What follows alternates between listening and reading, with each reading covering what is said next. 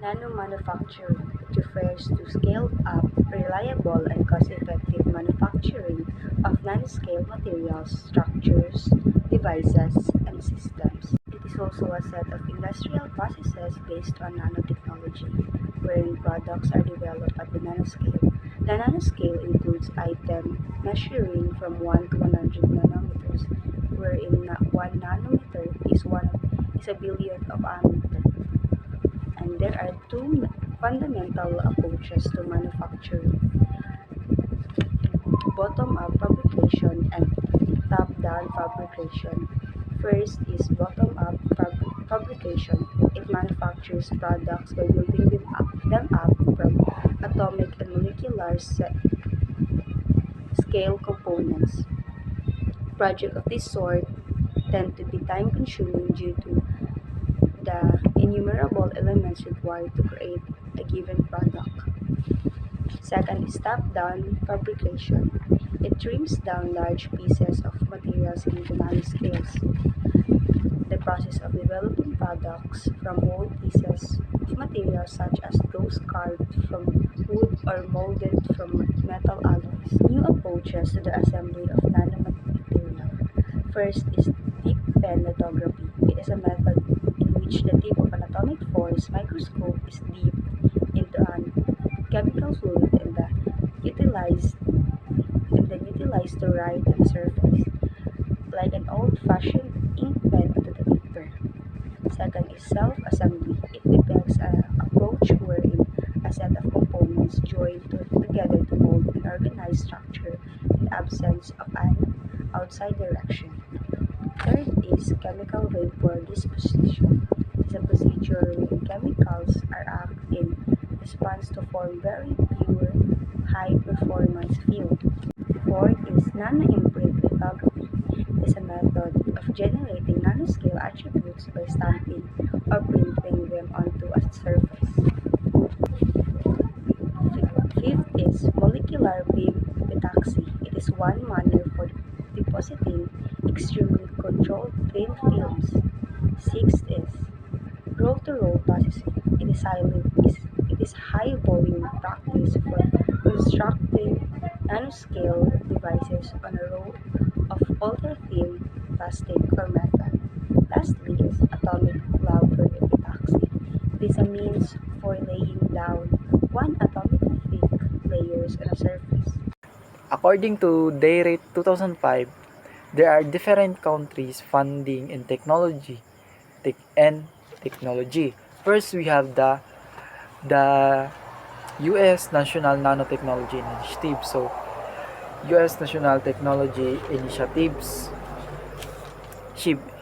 The best known and most founded program is the National Nanotechnology Initiative from the US. So, the NNI was established in 2001 to coordination of US Federal Nanotechnology R&D. So, the NNI budget in 2008 is worth 1.4 billion US dollar, and in 2009 it becomes 1.5 billion US dollar. Then we have also a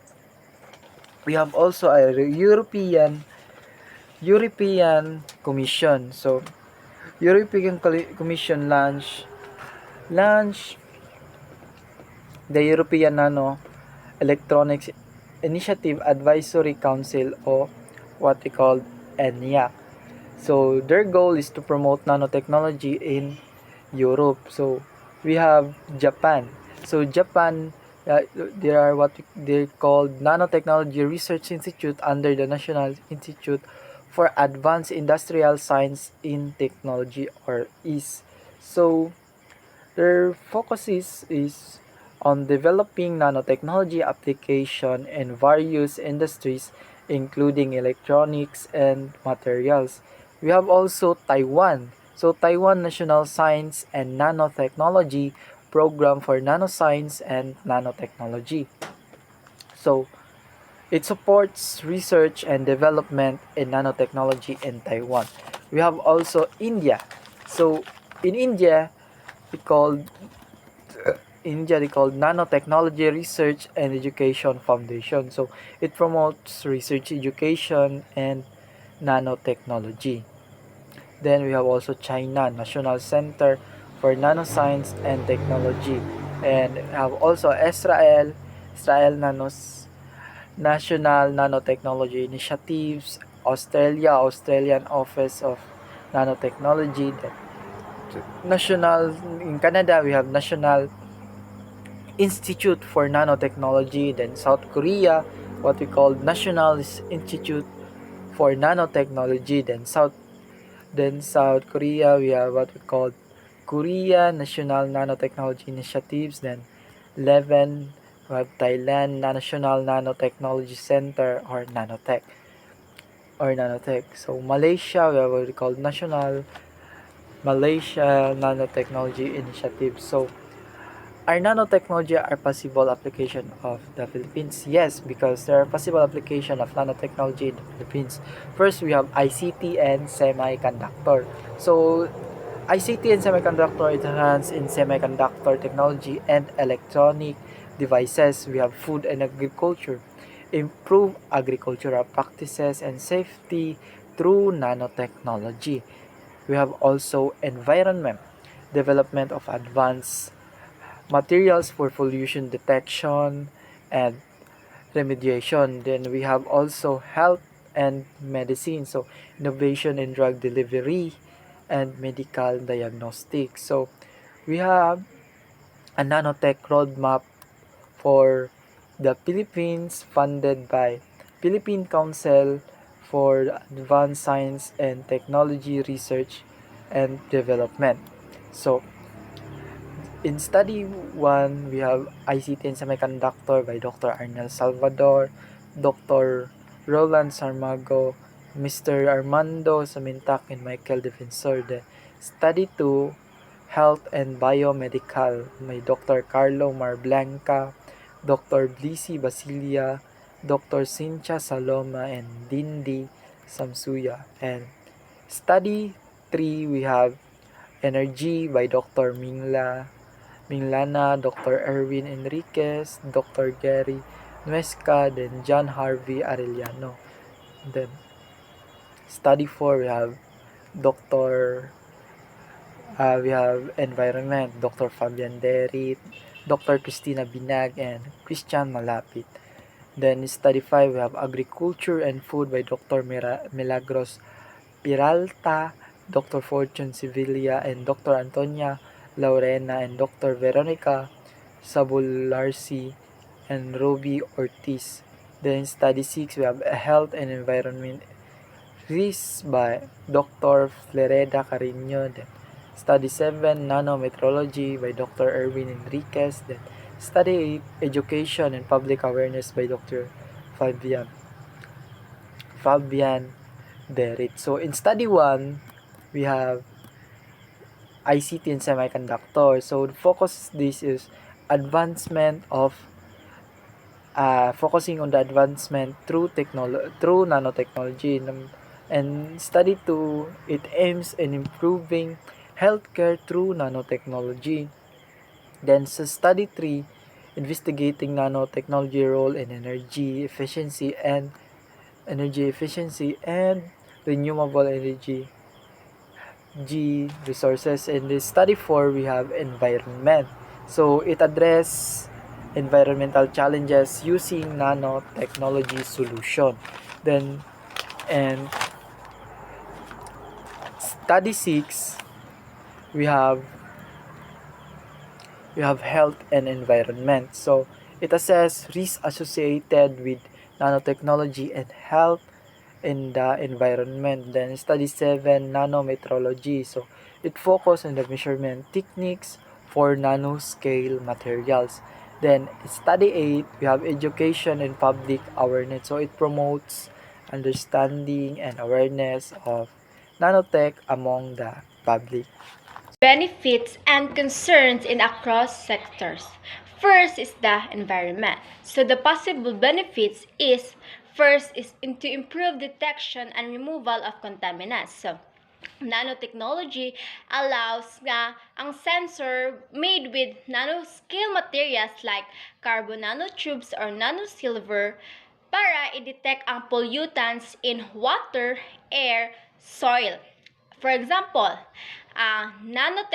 nanotech-based filter can remove mga heavy metals like lead and arsenic from drinking water, especially gamit ni siya in rural or disaster-struck areas. And next is the development of the benin industrial processes and materials. Nanomaterials can make ang industrial process para more energy efficient and eco-friendly. For examples, ang nano coatings on machinery kay maka-reduce siya friction, maka-save siya energy, and maka-reduce siya the need siya sa harmful lubricants. And the next is na ay mga concerns. Ang first concern nila sa environment kay ang high reactivity and toxicity. Ang nanoparticles man good like titanium dioxide, kanang ginagamit siya sa sunscreen, kay makaproduce siya free radicals when ma-expose ka sa UV light. Potentially makaharm siya sa aquatic organism when washed into water bodies. Example, like kanang silver nanoparticles used in fabrics for kanang antibacterial purposes might leak siya into sa rivers during washing and maka-affect siya sa fish or algae. And next is, ang concern is pervasive distribution in the environment. Once ma-release, ang nanoparticles may accumulate siya sa soil or water. And tungod sa kanilang, their small size makes them hard to remove. Example ani ang nanoplastic in the ocean have been found inside siya sa marine organism. So, maka-raise siya og food chain safety concerns. And also, wala po'y no nano-specific EPA regulation.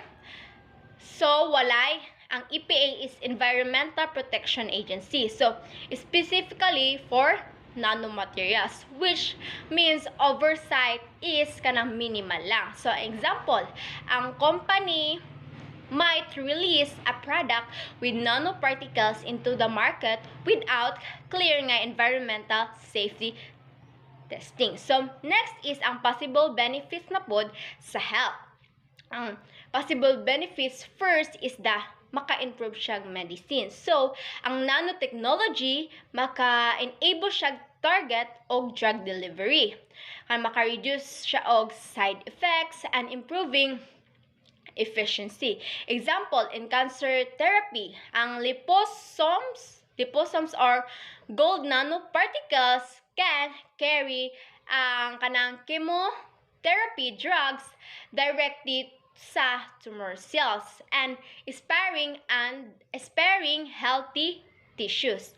And also, early disease detection and personalized treatment, ang nanosensor can detect biomarkers in blood for disease like atong Alzheimer's or Parkinson even before symptoms appear.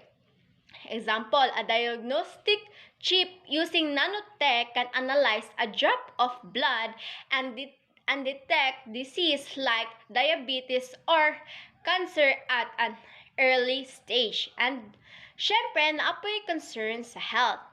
First is the ability to cross cell membranes and translocate in the body. The nanoparticles can penetrate cells membrane, the blood-brain barriers, and even maka-accumulate siya sa organs like the liver or the brain with unknown mga long-term effects. Example sa studies nga nagpakita that ang carbon nanotubes once inhaled by lab and animals can cause lung inflammation. Like mimicking asbestos-like effects. And syempre, napoy concern sa no FDA approval needed for cosmetic or supplements. So, many skincare products or katong mga supplements nga use og nanomaterials for better absorption but not all requests. So, FDA is the Food and Drug Administration approval. So, example, a face cream might nag-contain siya og nano zinc oxide for sun protection. But without clear labeling or testing, consumers remain unaware sa mga possible risks. So next is the possible benefits of the economy. So first is the better products and new jobs. So ang nanotechnology naga-improve siya performance in electronics, energy, and textiles, and also sa packaging. While naga-generate jobs in nanoscience research, engineering, and also in manufacturing. Example, sa smartphones, use sa nanomaterials in flexible screens and faster processors. So the demand creates thousands of high-tech jobs globally. And also is new industries and global competitiveness. So, countries in investing in nanotech lead in innovation. Bawa sa example, the USA, the China, and the South Korea have made significant strides sa mga nanoelectronics, boosting their tech sector. So, syempre, naapoy concerns sa economy. The first is the redistribution of wealth. So, ang nanotechnology development is often capital intensive, favoring sa wealthy nations and mga corporation. More siya naga-increase na ang global inequality. Example, poor countries may not afford access to nano-enabled medical diagnostic or mga clean water system. And second concern is the potential cost of cleanups and healthcare. So, the cost of environmental cleanups or medical treatments could be massive or expensive kay siya.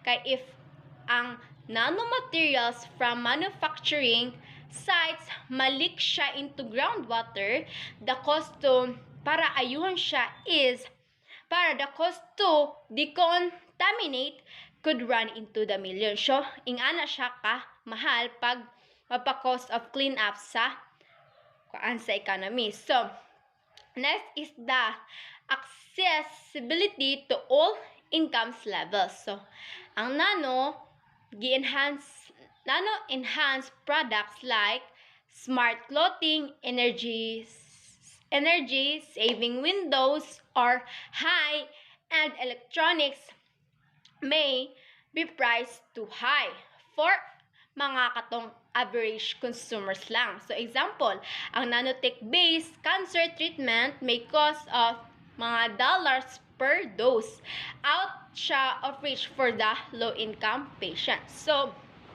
dili siya maka-access sa all-income levels. Mao na ang concern. So, in summary, ang nanotechnology kay naa siya potential to greatly improve our quality of life, from cleaner environments and better healthcare to economic growth. However, we must also be cautious as we explore this technology. We need to consider the social, ethical, and environmental issues nga naga-raise, such as safety, regulation, and ang equal access. So, dapat we are responsible to use and development para to ensure its benefits and shared by all.